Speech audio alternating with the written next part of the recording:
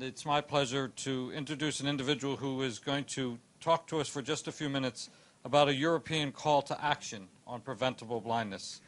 This individual is the chair of EFAB and also works part-time as a family doctor and the A&E officer in Belfast and represents general practitioners for the British Medical Association. It's my pleasure to introduce Professor Ian Banks. Professor. Thank you very much indeed. I'm absolutely delighted to be here, but I'm supposed to speak all about the European Forum Against Blindness. And actually, I've been sat here listening to all these presentations, and I'm not going to do it, except just to mention that our call for action actually mirrors the AMD's call for action, and that's particularly about early diagnosis, because the awareness is so poor. But also what I would like to say is, with regard to the European Forum Against Blindness based in Brussels, is that I am immensely proud that I have Glendon Harris on our board representing AMD.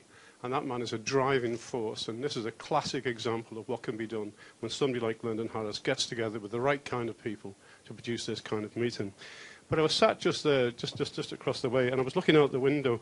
And if you look out the window, you'll see something round and going round and round. This is the London Eye, okay, out there. And I would wager that more Londoners know more about that eye than they do about their own eyes. And I would love on World Sight Day to blow some smoke down it and project onto it a little notice which says, if this eye went missing, you would notice it. And I would challenge, actually, our politicians to do something like this on World Sight Day, to actually enhance, if you like, the insight, if you'd excuse the play on words, the insight about people's eyes and how precious they are until you start to lose them. Now, this is where I divert completely from anything to do with EFAB and the work that we're doing, because I'm only going to take 2 minutes to do this, because something irritated me immensely, and I'm going to get it off my chest. I was at an international meeting in Poland on aging, and that's why I'm going to talk about this with the A in AMD, aging. And speaker after speaker, I was the last speaker, speaker after speaker said this: the problem is that there are too many old people in society.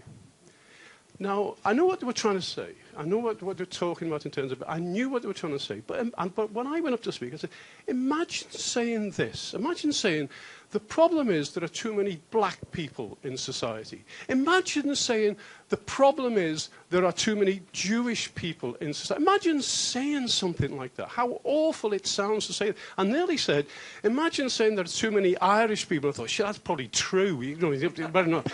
So, but can you imagine how awful that sounds?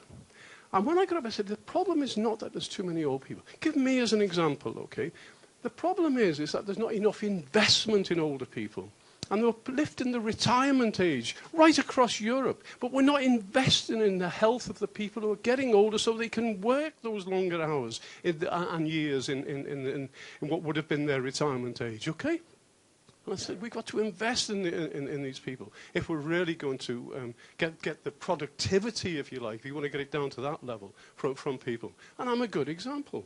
I went blind, and society cut holes in my eyes and put somebody else's corneas into my eyes. 4 times they invested in that. I went deaf, totally deaf.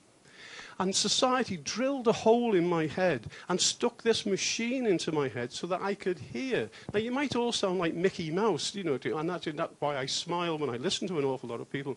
But it's still better than trying to lip read, especially if somebody's dressed up as Spider-Man. It's almost impossible, you know.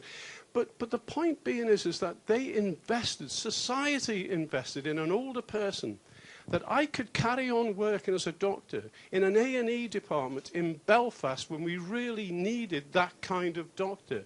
I repaid that investment 10, 100, 1,000 times because society invested in an older person to be able to carry on working. And I would put it to you that it's not that there are too many old people in society. What there is a lack, too few politicians with the courage and the insight to be able to see further and invest in older people by doing exactly the things that we're talking about in AMD, to have better and earlier diagnosis of people who are suffering or will be suffering from these things. 50% of the blindness, from the WHO has said, 50% of the blindness in our society is preventable. Preventable. And it is negligence, criminal negligence, that so many people lose their vision when it is preventable. If it wasn't preventable, I could live with it, but not when I know these things are preventable.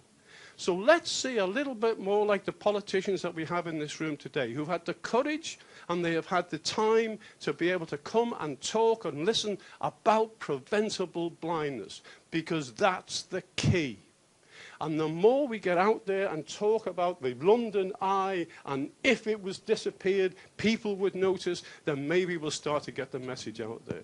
Congratulations to Glendon Harris and to the AMD for having this meeting, and at last starting to get some messages out to those politicians that aging is not the problem. It's the investment in aging which is going to be the key. Thank you very much.